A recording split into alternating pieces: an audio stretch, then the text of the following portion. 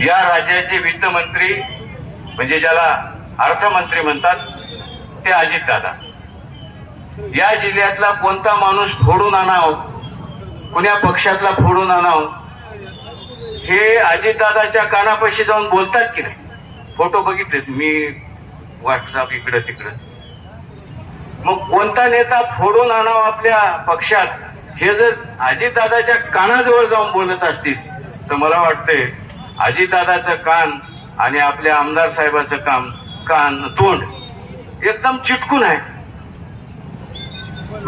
इकडं जाण्यापेक्षा माझं म्हणणं एक आहे तुमच्या आमच्या सगळ्यांच्या वतीनं की मला वाटते की त्यांनी या राज्याचे ते अर्थमंत्री आहेत ते एकदाच तोंड अजितदादाच्या कानापाशी न्यावं आणि सांगावं की माझ्या दोन्ही तालुक्यात गेल्या 80 वर्ष टोटल गावाच्या गावात मी हे का सांगालो.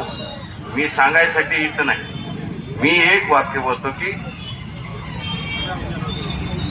धरणं, मोर्चा, आंदोलन आपल्या भावना व्यक्त हे सुखाची गोष्ट आहे काय किशनराव भोमले साहेब.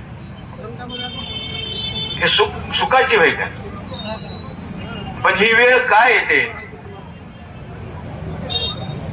मला त्याच्यावर वाईट वाटलं पवार साहेब. हे माणसं जेव्हा पुलावर जातात, खरडलेल्या ठिकाणी जातात, वाहून गेलेल्या ठिकाणी जातात, तेव्हा या सगळ्या सत्तेतल्या जाणाऱ्या कार्यकर्त्याचे नेत्याचे चेहरे बारकाईनं बघा. ते चेहरे रोंगले बिंगलेले नाहीत, हसऱ्या चेहऱ्याने जसे काय हे सहलीला तुमच्या गावात आले. आता इथला आमदार चिखलीकर